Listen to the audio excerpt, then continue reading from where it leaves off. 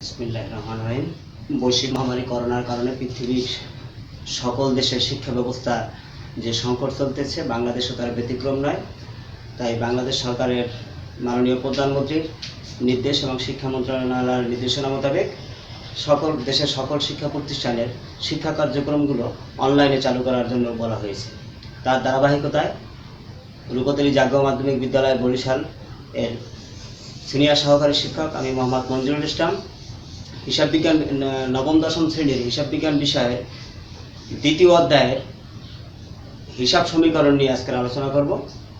আশা করি শিক্ষার্থীরা তোমরা ভিডিওটি মনোযোগ সহকারে দেখলে তোমাদের শিক্ষা কার্যক্রমে যে ব্যাঘাতটা ঘটছে তা থেকে কাটিয়ে উঠতে পারবে। শুরু করা যাক আমাদের আজকের ক্লাস।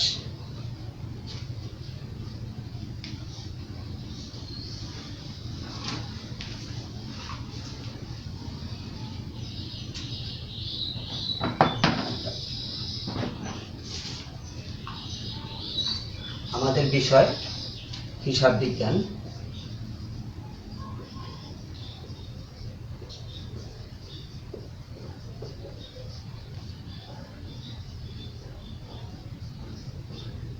শ্রেণী নবম ও দশম অধ্যায়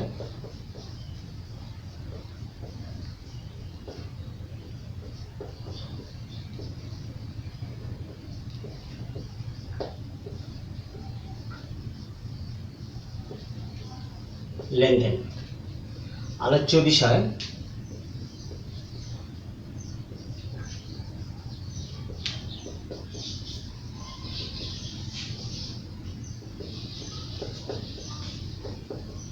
হিসাব সমীকরণ।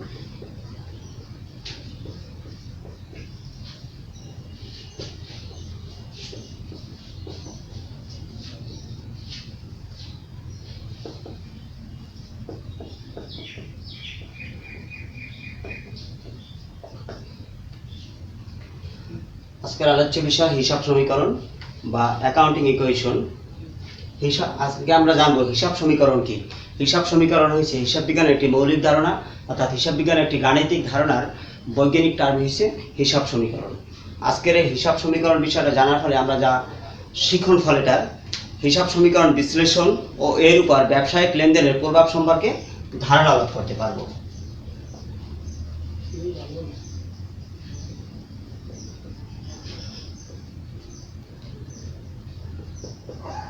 হিসাব করণ বিশ্লেষণ ও এর উপর ব্যবসায়িক লেনদেনের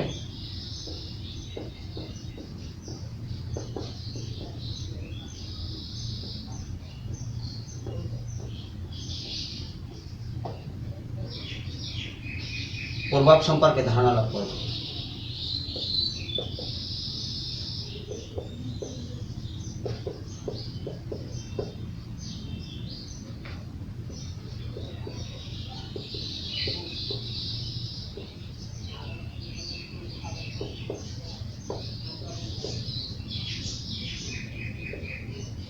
তাহলে আমরা যদি হিসাব সমীকরণটা শিখতে পারি, তাহলে আজকের ক্লাসটা দেখতে পারি, তাহলে হিসাব সমীকরণ বিশ্লেষণ করতে পারবো এবং এর উপর ব্যবসায়িক লেনদেনের যে প্রভাব সেটা জানতে পারবো।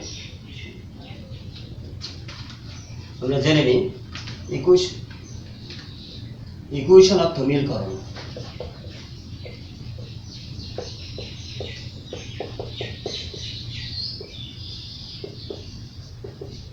ইকুয়েশন অর্থ মিলকরণ অর্থাৎ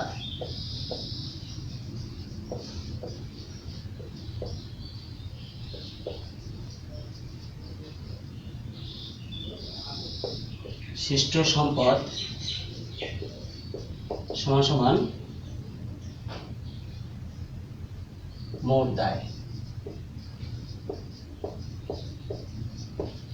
যা বাম পক্ষ সমান সমান ডান পক্ষ। বাম পক্ষ সমান সমান ডান পক্ষ। এখন আমরা দেখব শিষ্ট সম্পদটা কোন জায়গা থেকে আসে। একটু মুছে ফেলাই একটা সুবিধার্থে।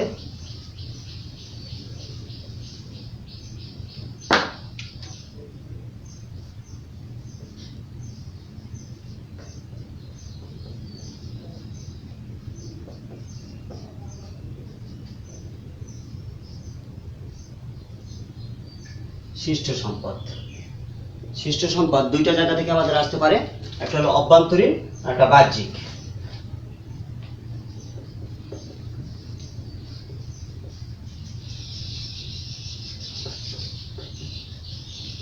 মূলধন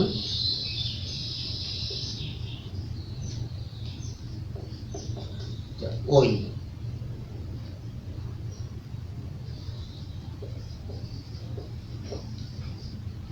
বাহ্যিক তো দায়। তো সম্পদ আমাদের দুই জায়গা থেকে আসতে পারে।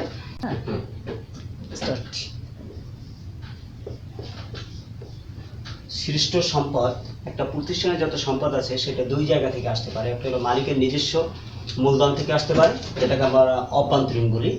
আর একটা আসতে পারে বাহির থেকে, যেটা অন্য ব্যাংক থেকে ঋণ হিসেবে আসতে পারে, কোনো পাওনাদারের কাছ থেকে ধার হিসেবে আসতে পারে, সেটা হবে বাহ্যিক। তাহলে সৃষ্ট সম্পদ দুইভাবে আসতে পারে। সৃষ্ট সম্পদ আসতে পারে অভ্যন্তরীণ থেকে, বাহ্যিক থেকে। অভ্যন্তরীণ থেকে যেটা আসবে সেটাকে বলা হবে মূলধন, আর বাহির থেকে যেটা আসবে সেটাকে বলা হবে দায়। আচ্ছা, এবার আমরা দেখি হিসাব সমীকরণটা।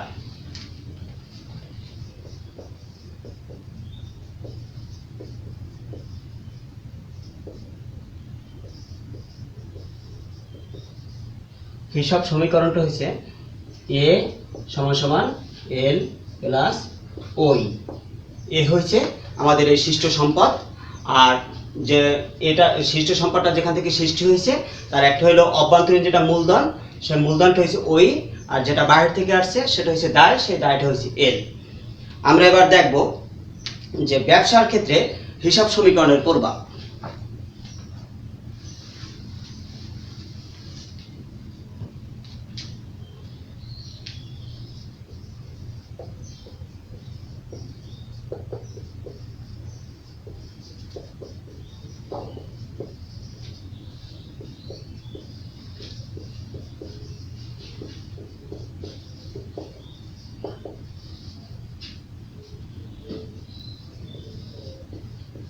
ব্যবসার ক্ষেত্রে হিসাব সমীকরণের প্রভাব যদি আমরা দেখতে হয়,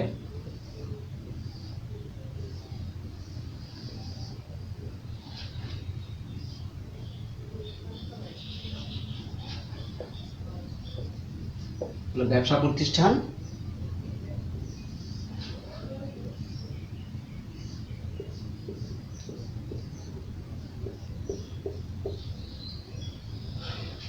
হলো মালিক,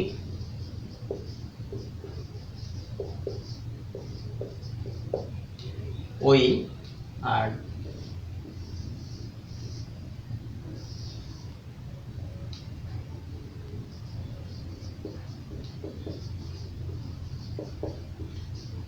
আমরা দেখতে পাইতেছি এখানে তিনটা পক্ষ আছে। একটা হলো ব্যবসা প্রতিষ্ঠান, আর একটা আছে ব্যবসা প্রতিষ্ঠানের মালিক, আর আছে ব্যাংক ঋণ, অথবা আমরা দায়ের পাশে পাওনাদার বা বন্ধক ঋণ, যে কোনো টাকাটাকে হিসাব ধরতে পারি। দেখা যাইতেছে ব্যবসা প্রতিষ্ঠানে যদি মালিক কোনো টাকা দেয়, মালিক মনে করি আমরা 1 লক্ষ টাকা দিচ্ছি ব্যবসা প্রতিষ্ঠানে, তাহলে ব্যবসা প্রতিষ্ঠানে 1 লক্ষ টাকা বাড়লো আর মালিকের 1 লক্ষ টাকা কমলো, ওই 1 লক্ষ টাকা কমলো। আবার যদি ব্যবসা প্রতিষ্ঠান চায় ব্যাংক থেকে ঋণ আনতে পারে 50,000 টাকা, যদি ব্যাংক থেকে 50,000 টাকা ঋণ আনে তাহলে ব্যবসায় 50,000 টাকা বাড়বে, সাথে সাথে ব্যাংকের ঋণও 50,000 টাকা বেড়ে যাবে, অর্থাৎ ব্যাংক আমাদের কাছে 50,000 টাকা পাবে। তাহলে ব্যাংক ঋণ হচ্ছে একটা এল। দেখা যাইতেছে যে আমরা এ হয়েছে ব্যবসায় যে টাকাটা বাড়ছে সম্পূর্ণটা এ, আর মালিক যেটা দিয়েছে সেটা ওই, আর ব্যাংক থেকে যেটা আনছি আমরা টাকা ঋণ হিসাবে সেটা হচ্ছে এ। তাহলে এ হইল দুইখান থেকে আসে টাকা, মালিকের টাকা, ব্যাংক থেকে টাকা আসে দুইভাবে। সেই জন্য এর টাকা হচ্ছে 1,50,000 টাকা, এল হয়ে গেছে 50,000 টাকা, আর ওই হয়ে গেছে 1 লক্ষ টাকা। তাহলে দেখা যাচ্ছে আমাদের হিসাব সমীকরণ এ হচ্ছে 1,50,000, আর এল এবং ওই দুইটা মিলে 1,50,000, মানে আমাদের দুই পাশ সমান আছে, মিলকরণ সমান আছে। এখন আমরা দেখব মালিকানা সত্ত্বের ব্যাখ্যা।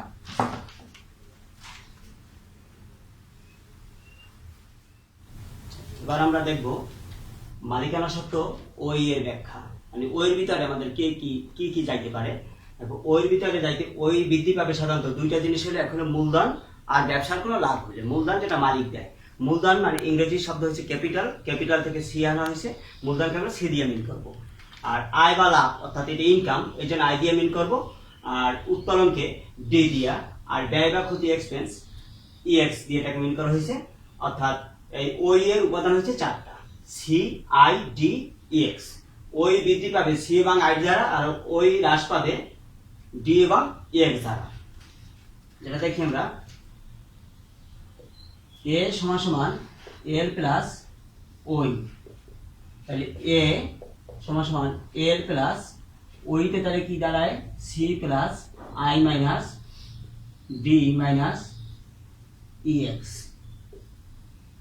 অর্থাৎ এ সমান L plus C plus I minus D minus E X, ব্র্যাকেটটা তুলে নিলে এখন যদি আমরা দুইটা পক্ষ করে ফেলাই, A plus D plus E X সমান সমান A plus C plus I, দুইটা পক্ষ হয়ে গেল। এটা left hand side, right hand side. আচ্ছা, আমরা দেখলাম সমীকরণের বর্ধিত রূপ সাথে সাথে যে এ সমান সমান এল প্লাস ওই, ওইকে আমরা ব্যাখ্যা করছি C plus I minus D minus EX. এখন যদি আমরা ব্র্যাকেটটা উঠাই নিই তাহলে ওই অবস্থায় থাকবে, শুধু ব্র্যাকেটটা নেই এখানে দেখা যাইতেছে। এখন আমরা মাইনাসের গুলো যদি বাম পাশে নিয়ে আসি তাহলে আমাদের দুইটা পক্ষ হয়ে যায়, বাম পাশে হয়ে যায় এ প্লাস ডি প্লাস ইএক্স এবং ডান পাশে হয়ে যায় এল প্লাস সি প্লাস আই। তাহলে এটা লেফট হ্যান্ড সাইড, ওইটা রাইট হ্যান্ড সাইড। এই পাশের উপাদানগুলা বৃদ্ধি পাইলে ডেবিট, আর এই পাশের উপাদানগুলা বৃদ্ধি ডেবিট, এটা হ্রাস ক্রেডিট। অর্থাৎ লেফট হ্যান্ড সাইডের উপাদানগুলা বৃদ্ধি হলে ডেবিট হবে, হ্রাস হলে ক্রেডিট হবে। ঠিক রাইট হ্যান্ড সাইডের উপাদানগুলা হ্রাস ডেবিট হবে, আর বৃদ্ধি পাইলে ক্রেডিট হবে।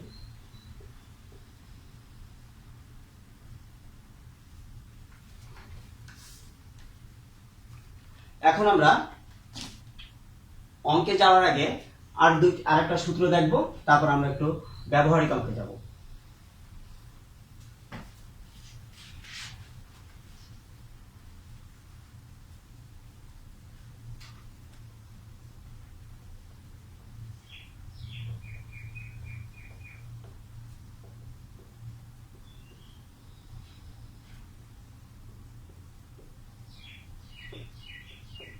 আমরা ব্যবহারিক অঙ্কে যাওয়ার আগে একটা সূত্র দেখি, যেটা আগেও আমরা আলোচনা হয়েছে, যে সম্পদ অর্থাৎ এ যতগুলো হবে অর্থাৎ সম্পদ যত হবে তা বৃদ্ধি পাইলে ডেবিট হবে, আর হ্রাস পাইলে ক্রেডিট হবে।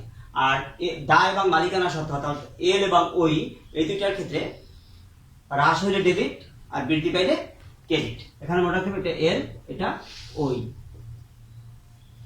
এল এবং ওইর ক্ষেত্রে হ্রাস হইলে ডেবিট আর বৃদ্ধি পাইলে ক্রেডিট। এখন আমরা একটা ব্যবহারিক অঙ্কে যাব। প্রিয় শিক্ষার্থীরা, আমরা একটা ব্যবহারিক অঙ্ক দেখতেছি যে মিস্টার রহমানের ব্যবসা 2020 সালের জানুয়ারি মাসে লেনদেনগুলো নিম্নরূপ। দেখা যাচ্ছে জানুয়ারি মাসের 1 তারিখে সে মূলধন আনয়ন করছে 2 লক্ষ টাকা, নগদে একটি কম্পিউটার ক্রয় করছে 60,000 টাকা দিয়ে, সুদ আদায় করছে 5,000 টাকা, ধারে বিক্রয় 20,000 টাকা, ব্যাংক হতে ঋণ গ্রহণ করছে 30,000 টাকা, ব্যাংকে জমা দিল 50,000 টাকা। এখন আমাদের প্রমাণ করতে হইবে এখানে এ সমান সমান এল প্লাস ওই, এই সমীকরণটা। তার আগে আমরা দেখব সমীকরণটা প্রমাণ করতে আমরা যদি বিবরণী ছক করি তাহলে বিবরণী ছকে কয়টি গড় হবে সেটা আমাদের দেখতে হবে। বিবরণী ছকে হিসাব সমীকরণের এ সমান সমান এল প্লাস ই প্রমাণ করতে হলে আমাদের আগে দেখতে হবে বিবরণী ছকের কাঠামোটা বা ছকটা। আমরা দেখি প্রথম লেনদেন, আমরা যদি হিসাব সমীকরণটা লিখি এ সমান সমান এল প্লাস ওই, প্রথম লেনদেনটা ছিল মূলধন আনয়ন, এর জাবেদা হয় নগদ ডেবিট মূলধন ক্রেডিট, এই জন্য নগদ এ মূলধন ই। তারপর আছে নগদে কম্পিউটার করা হয়, অফিস সরঞ্জাম ডেবিট আর নগদ ক্রেডিট। যেহেতু অফিস সরঞ্জাম দেখছি নগদ লেখা আছে, এই জন্য লেখা লাগবে না আমাদের। সুদ আদায় নগদ ডেবিট সুদ ক্রেডিট, নগদ আমাদের লেখা আছে, সুদটা লিখে দিলাম, সুদ একটা ওই ভিতরে পড়ে এই জন্য ওই জায়গায়। ধারে বিক্রয়, দেনাদার ডেবিট, বিক্রয় ক্রেডিট। তার দেনাদার হচ্ছে আমাদের একটা সম্পদ, এই জন্য দেনাদার এর পাশে লিখছি, আর বিক্রয় একটা আয়, এই জন্য ওই পাশে লিখছি। ব্যাংক হতে ঋণ গ্রহণ, নগদ ডেবিট, ব্যাংক ঋণ ক্রেডিট। নগদ লেখা আছে, ব্যাংক ঋণ হচ্ছে একটা এল, এই জন্য এল এর নিচে লেখা হয়েছে ব্যাংক ঋণকে।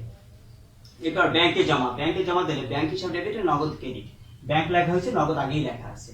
এটি আমরা দেখলাম, এ হয়েছে আমাদের মোট 4টি, আর এর হয়েছে 1টি। তাহলে এ যে কয়টা হবে সেই কয়টা ঘর করতে হবে আমাদের বিবরণী ছকে। তাহলে এ 4টি, যেন 4টা ঘর, এল একটি ঘর, আর ওই যে কয়টি থাক ওই জন্য সবসময় একটি ঘর হবে। যদি এখানে 3টে হয়েছে তারপর ঘর হবে 1টি। তাহলে এ যে কয়টা হবে সেই কয়টি ঘর, এল যে কয়টি হবে সেই কয়টি ঘর, এখানে এল যেহেতু একটা আছে একটি ঘর, আর ওই যে কয়টাই হোক একটি ঘর হবে। এখন আমরা একটা বিবরণী ছকে সমীকরণের ছক আঁকবো। তাহলে প্রথম লেনদেনটা ছিল মূলধন আনায়ন, এটা ছিল জানুয়ারির 1।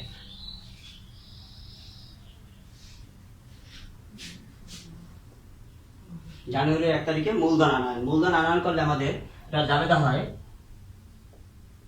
নগদান ডেবিট আর মূলধন ক্রেডিট।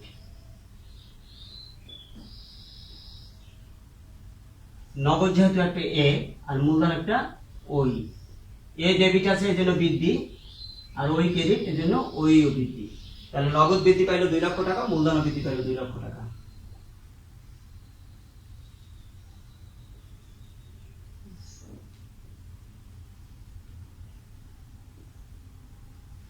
এরপর জানুয়ারির 5 তারিখ নগদে কম্পিউটার ক্রয়। অফিস সরঞ্জাম ডেবিট আর নগদ ক্রেডিট। এখানে অফিস সরঞ্জাম একটা এ আর নগদ একটা এ। এই যেহেতু ডেবিট আছে এই জন্য এটা বৃদ্ধি, আর এই ক্রেডিট আছে এই জন্য এটা হ্রাস। আর অফিস সরঞ্জাম বৃদ্ধি এবং নগদ টাকা হ্রাস পাইল 60,000 টাকা। এটা আছে জানুয়ারির 5 তারিখ। নগদ টাকা হ্রাস পাইছে 60,000 টাকা, অফিস সরঞ্জাম বৃদ্ধি 60,000 টাকা। তাহলে জানুয়ারির 5 তারিখে দেখা যায় যে অফিস সরঞ্জাম ক্রয় করছে সে নগদ টাকা দিয়ে, একটা কম্পিউটার ক্রয় করছে, কম্পিউটারকে আমরা অফিস সরঞ্জাম মনে করবো।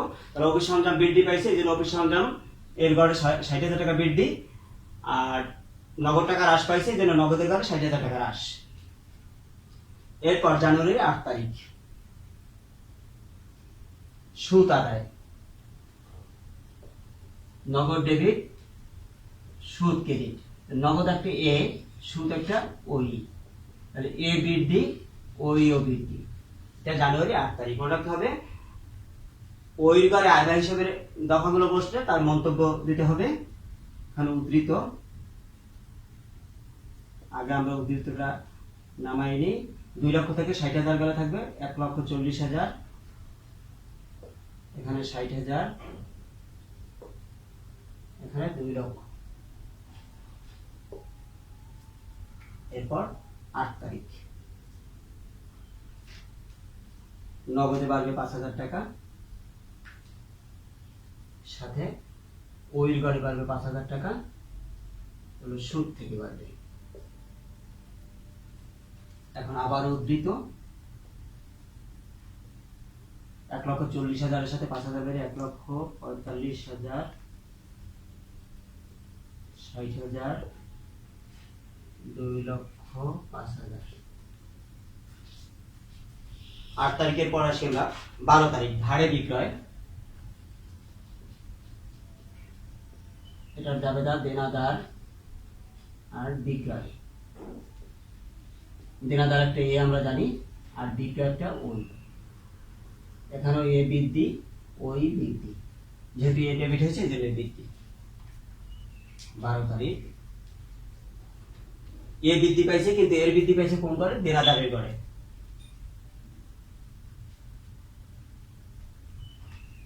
$20,000 টাকা, আর ওই ঘরে 20,000 টাকা।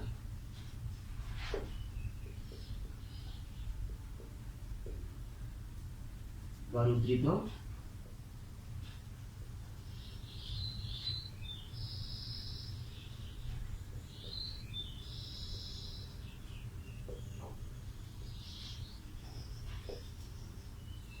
$2,05,000, 2,25,000।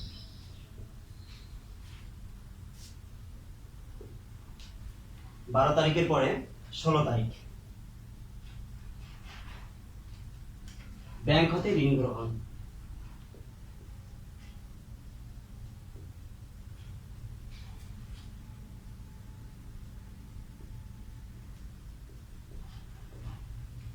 এখানে যাবে হবে নগদ ডেবিট আর ব্যাংক ঋণ ক্রেডিট। নগদ হবে একটা এ আর ব্যাংক ঋণ একটা এল।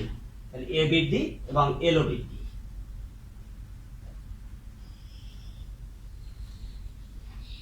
$30,000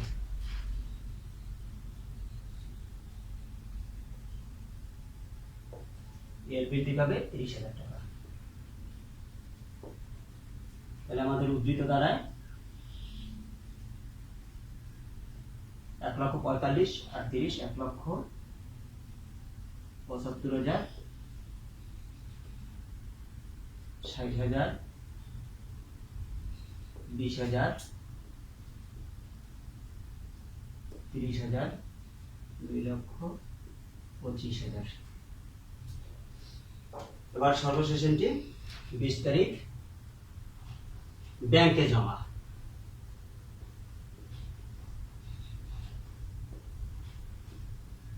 ব্যাংক নগদ, ব্যাংক একটা এ, নগদ একটা এ। তাহলে ব্যাংকে বৃদ্ধি, নগদ টাকা হ্রাস 50,000 টাকা। ব্যাংকে বৃদ্ধি, নগদ টাকা হ্রাস 50,000 টাকা। আমাদের এন্ট্রিগুলো সব উঠানো হয়ে গেছে। আমরা আবার একটু বলি যে প্রথম এন্ট্রিটা ছিল মূলধন আনয়ন। মূলধন আনয়নে আমরা জাবেদা জানি যে নগদান হিসাব ডেবিট আর মূলধন হিসাব ক্রেডিট। এই নগদান হিসাব ডেবিট এই যে নগদে বাড়ছে আর মূলধনে বাড়ছে। দ্বিতীয় এন্ট্রিটা ছিল নগদে কম্পিউটার ক্রয়। নগদে কম্পিউটারকে আমরা অফিস সরঞ্জাম বলি। কম্পিউটার ক্রয় করলে জাবেদা হচ্ছে অফিস সরঞ্জাম হিসাব ডেবিট আর নগদান হিসাব ক্রেডিট। তাহলে অফিস সরঞ্জাম বৃদ্ধি পেয়েছে এবং নগদ টাকা হ্রাস পেয়েছে। এই অফিস সরঞ্জামের দ্বারা আমরা বাড়াই দিচ্ছি, নগদ টাকা হ্রাস করছি। 3 নম্বর এন্ট্রি ছিল সুদ আদায়। সুদ আদায় করলে জাবেদা ছিল আমাদের নগদান হিসাব ডেবিট আর সুদ ক্রেডিট। তাহলে নগদ টাকা বৃদ্ধি পাবে আর সুদ ক্রেডিট মানে ওই বৃদ্ধি পাবে। তাহলে নগদের গড়ে বৃদ্ধি এবং ওইর গড়ে বৃদ্ধি পেয়েছে। পরবর্তী একটি ছিল ধারে বিক্রয়। এটা যাবে হবে দেনাদার হিসাব ডেবিট আর বিক্রয় হিসাব ক্রেডিট। তার দেনাদার আমরা জানি একটা এ আর বিক্রয় একটা ই। তাহলে এ বৃদ্ধি পেয়েছে এবং ওই বৃদ্ধি পেয়েছে। তারপর ব্যাংক থেকে ঋণ গ্রহণ। ব্যাংক থেকে ঋণ গ্রহণ করলে যাবে হবে নগদান হিসাব ডেবিট আর ব্যাংক ঋণ হিসাব ক্রেডিট। তাহলে নগদ টাকা বাড়বে আর ব্যাংক ঋণ অর্থাৎ এল বাড়বে। তাহলে ব্যাংক থেকে বাড়ছে 30,000 টাকা, ব্যাংকে নগদে বৃদ্ধি পেয়েছে এবং এল বৃদ্ধি পেয়েছে, ব্যাংক ঋণ হিসাবে এল বৃদ্ধি পেয়েছে। সর্বশেষ এন্ট্রি ছিল ব্যাংকে জমাদান। এটার যাবে হবে ব্যাংক হিসাব ডেবিট এবং নগদান হিসাব ক্রেডিট, অর্থাৎ ব্যাংকে বাড়বে এবং নগদে কমবে। তাহলে ব্যাংকে বৃদ্ধি করছি আমরা এবং নগদে হ্রাস করছি। এখন আমরা যদি এন্ট্রিগুলো যোগ করি অর্থাৎ সর্বশেষ উদ্ধৃত বের করি, 1,75,000 থেকে 50,000 দিলে 1,25,000, 60,000 20,000 এখানে 50,000 যোগ করলে কত হয়? 1,25,000 আর 60,000 1,85,000, 1,85,000 আর 20,000 2,05,000 আর 50,000 2,55,000।